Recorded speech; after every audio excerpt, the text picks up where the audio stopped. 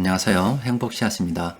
오늘도 우리 시장에 영향을 미쳤던 주요 재료와 시장 수급을 살펴보면서 하루를 마무리하는 시간을 가져볼까 합니다. 오늘은 정부에서 한국판 뉴딜이라고 해서 경기 부양책을 발표를 했습니다. 아직 구체적인 내용은 나오는 것은 아니고 대략적으로 이런 거 해보겠다 이렇게 추진 방향에 대해서 이야기를 한 겁니다. 기획재정부에 가서 그 구체적인 내용이라도 좀 알아보려고 했더니 아직 보도자료에 올라오지는 않았더라고요. 뉴스를 검색해 보니까 연합뉴스 쪽에서 잘 정리를 해서 쭉 보여드리면 다음과 같습니다. 그 내용은 첫 번째로 보면은 디지털 인프라를 구축하겠다. 두 번째로는 비대면 산업을 육성하겠다. 세 번째는 SOC를 디지털화하겠다. 이런 내용입니다. 그런데 이 내용을 자세히 보시면은 건설과 관련된 내용이 없죠. 이게 경기 부양책입니다. 우리나라 같은 경우는 내수가 없는 나라가 돼가지고 경기가 어려울 때마다 건설을 통해서 경기 부양을 했었습니다. 예전에 전쟁 이후에 1950년대 이후에는 나라에 건물이 없었기 때문에 전쟁으로서 나라가 다 때려 빠져가지고 건물이 없어서 건물을 짓는다고 건설 경기를 이용했고, 또 그 다음에는 사람들이 집을 조금씩 가지다 보니까 좀 더 나은 환경에서 살고 싶다고 해서 또 건설을 또 이용했죠. 또 그리고 어느 정도 경기가 살아나고 경제가 쭉 발전했을 때도 이제 경기가 가독 죽을 때마다 건설을 이용해서 경기 부양을 했습니다. 참 오랜 기간 경기를 건설에 의지해서 해왔었는데 이번에는 조금 다릅니다. 여튼 그동안 이래 1987년도만 하더라도 주택 200만 호 건설, 그리고 그 다음에도 무슨 조금 힘들 때마다 신도시를 만드니 뭐를 만드니 이런 식으로 해서 건설을 통해서 경기 부양을 했죠. 그런데 이 약발이 점점 떨어지는 문제가 있었고, 또 다른 문제 하나 더 있었는데, 약발이 떨어지게 된 것은 이 1987년도 80년도 경제 규모가 우리나라가 이만큼 했다면 자꾸 경제가 발전해서 이렇게 경제 규모가 커질 거 아닙니까? 그런데 나라는 우리나라 땅덩어리가 그렇게 큰 것도 아니고 해서 예전에는 건설을 통해서 경기 부양을 하면 이만큼 큰 비중을 차지했단 말이에요. 그런데 경기 규모가 커지고 나라가 작다 보니까 이렇게 경기 부양을 해도 경기 부양이 건설을 통해서 차지하는 비중이 이런 식으로 자꾸만 줄어들었어요. 그래서 점점 일단 건설을 통해서 경기 부양을 한다 하더라도 그 효과가 미비했다 이런 게 있고, 또 하나는 결과적으로 이 건설을 통해서 경기를 부양했는데 그게 주로 신도시 건설에서 아파트잖아요. 주거와 관련된 게 많기 때문에, 그러면 사람들이 돈이 어디 있냐고, 돈이 없잖아요. 그래서 다 대출내서 그 집을 샀어요. 그러다 보니까 우리나라 가계 부채 규모가 항상 굉장히 크다고, 나중에 우리 경제가 조금 위험해질 때 가계 부실이 뇌관에 될 수 있다는 이야기를 모건 스탠리나 이런 쪽에서 하는 겁니다. 그러니까 사람들이 다 빚내서 집을 사다 보니까 은행이 이자 준다고 쓸 돈이 없어요. 월급 받아도. 그렇다 보니까 자꾸 이 예전에 좀 성장할 때는 괜찮았는데 어느 정도 되니까 그게 부작용으로 다가왔다 이 말이에요. 그러다 보니 지금은 경제 규모 면에서도 건설 경기를 통해서 예전만큼 이렇게 경기 부양을 시도하기 어렵고, 또 경기 부양을 시도한다고 하더라도 또 사람들한테 또 빚을 고내야 하니 그런 여건도 안 되고 해서 지금은 이제 이 건설 경기 부양은 조금 지금 예전에 비해서 약발에 떨어진 상태입니다. 근데 어쩔 수 없죠. 정부에서 급하다 보면은 또 건설 경기 부양을 또 시도할 수밖에 없어요. 왜냐면 저게 약발이 가장 잘 듣거든요. 직접 고용 효과도 크고 약발이 가장 잘 받기 때문에 그동안 취해서는 하여튼 이번에는 건설 경기는 뺐습니다.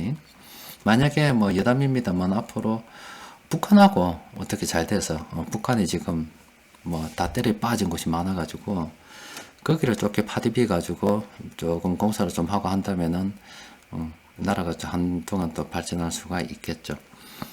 일단은 정부에서 이런 거 한다 그래요. 자, 이런 거 한다 했는데, 그러면 이것도 경기 부양이잖아요. 그러면 이제 시장의 반응은 어떻게 했느냐? 시장의 반응은 없었다. 없었다라고 봅니다. 아직 뭐 구체적인 게 아니라서 그럴 수도 있어요. 정부에서 경기 부양한 게 아주 호재로 작용을 한다면 저 빼꼼이들이 그냥 있을 수가 없어요. 이 외국인 금융투자보험 투신 얘들이 이 정보력에 있어서도 우리보다 더 빠른 애들이고 인맥도 훨씬 더 많아요. 돈도 더 많은 애들이라서 이게 정말로 돈이 되는 끓이라면은 쟤들 벌써 나섰습니다. 나서서 다 선점하고 시장 올려가고 난리 났을 거예요. 그런데 시장에서 바라보기에는 아직은 해서 되겠나, 어디만큼 되겠노, 이런 수준이고, 오늘 개인들 같은 경우는 조금 반응을 했어요. 개인들이 어떻게 반응을 했느냐, 그거 찾아보면 금방 나오죠. 보면은, 테마가 만들어졌다, 이 말이에요. 여기 한국 재즈가 왜 뜬금없이 여기 정부에서 테마가 형성됐는지 모르겠어요. 하여튼 올랐어요. 이 하늘로 그냥 빨간 막대기 하나 꼽아놓은 것처럼 이렇게 상한가 가보시면 돼요. 그리고 다우 데이터도 마찬가지로 이렇게 막대기 하나 꼽아봤어요. 빨간색 막대기 하나 꼽아보십니다. 상한가 갔어요. 이거 이제 개인들이 매수했죠. 또 보면은 해성산업이라고 해서 그렇게 거래가 많은 종목도 아닙니다. 그런데 날라붙어요. 갑자기 날라붙어가지고 개인들이 별로 사지도 않았는데 엄청나게 안에서 주식이 뺑뺑뺑뺑 돌았다 이 말이죠. 또 다우 기술 같은 이게 아마 여기 앞서 말씀드린 것처럼 여기 보면은 아마 이쪽이 아닐 것 같아요. 이게 디지털 인프라 구축을 해서 이쪽 클라우드라든지 이쪽이 아닌 것 같습니다. 하여튼 개인들이 열심히 반응을 하고 있어요. 세력들은 아직 별 반응이 없고요. 서브 TD도 왜 올랐는지 모르겠습니다. 이렇게 올랐고 한국공항도 이렇게 올랐어요. 하여튼 지금 정부에서 이렇게 무슨 정책을 발표할 때마다 우리 시장에는 지금 개인 투자자들이 많이 들어와 있는 상태에서 그렇게 되다 보면 그 중에서 조금 투기적인 성향을 가진 사람들이 있잖아요. 그러면은 테마가 형성돼서 오른다 그러면 상따 전략도 넣고 해가지고 이제 앞으로 테마주가 오르게 될 거예요. 만약에 여러분들이 보유한 주식 중에서 저렇게 테마에 걸려가지고 이게 기대에 의해서 오르는 거잖아요. 정부에서 무슨 발표하니까 가겠지 하고 오르는 거잖아요. 그때 어떻게 매매를 해야 된다. 이거 한번 정리를 해드렸죠. 혹시나 못 보신 분들을 위해서 이 동영상 끝에 테마주 어떻게 매매하는지 다시 한번 더 정리해서 올려드리겠습니다. 일단 정부에서 오늘 경기 부양책을 발표를 했고 시장에서 큰 돈을 굴리는 세력들은 이거 잘 모르겠다 이렇고 개인 투자자들은 좀 몰려다니고 해서 몇 개 좀 올린 종목들이 있다. 이 정도로 정리해두면 되겠습니다. 또 우리나라뿐만 아니라 유럽연합에서도 경기 부양을 하기는 한답니다. 하는데 유럽중앙은행에서 돈 푸는 거하고 다른 겁니다. 유럽연합에서 하는 거예요. 27개국이 모여서 한 우리 돈으로 715조 원 정도 규모로 경기 부양 한번 해보자. 이 정도까지는 합의를 했어요. 합의를 했는데 이탈리아하고 스페인, 이는 남유럽 쪽에 지금 사람이 많이 안타까운 일을 당했잖아요. 그런 국가는 돈이 없으니까 보조금으로 처리하자 이렇게 이야기를 했는데 독일이나 네덜란드 위쪽에는 택도 없는 소리 하지 마라 해서 대출로 처리해야지 이게 어떻게 보조금이냐 이렇게 이야기가 돼가지고 아직 그 의견이 통일이 되지 않았다 그래요. 아직 유럽은 이 경기 부양이 좀 미지근한 상태입니다. 또 그리고 그와 관련해서 이번에 미국으로 가보면은 미국 지금 얘들 중국을 가지고 이런저런 신문 뉴스 같은 거 보니까 자기 나름대로 논리가 있어요. 코로나 환자가 나왔는데 한 명은 우한에서 코로나 환자가 최초에 확진이 됐지만은 나머지 3명은 우한 밖에서 확진이 됐니 이런 이야기도 하고 그 나름대로 주장을 쭉 보니까 저거 나름대로는 논리가 있더라고요. 하여튼 얘들 그냥 넘어갈 애는 아닌 것 같아요. 얘들 틀림없이 중국의 관세라도 뭐라도 부과를 하려고 하고 있어요. 또 지금 또 우리 한국에도 동맹국들 동참해서 탈중국 어떻게 한번 해보자 이런 이야기까지 해서 자꾸 끌어들이려고 하는데 하여튼 얘들이 어떤 정책을 발표해서 만약에 미중 무역 갈등이 다시 재개가 된다 그러면은 또 시장에 출렁 걸릴 수도 있기 때문에 이런 위험 요인들은 있다 정도는 일단 알고 계십시오. 앞으로 또 넘어야 될 산들이 많아요.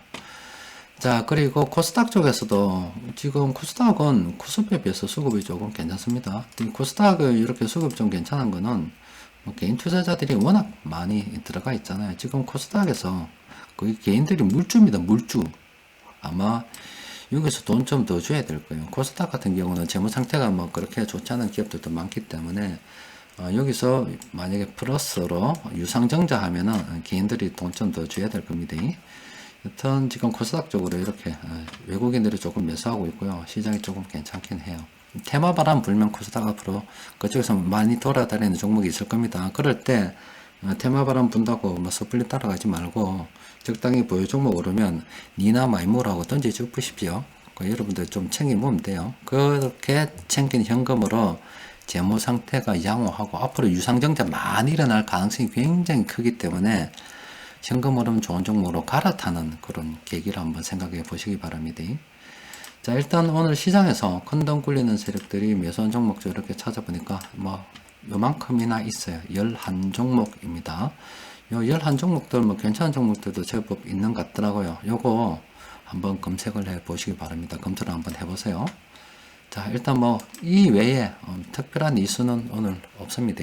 오늘은 여기까지 정리하고 또 내일 또 시장 변하는 거 보고 그때그때 또 상황에 맞춰서 전략에 대해서 말씀드리도록 하겠습니다. 이상입니다.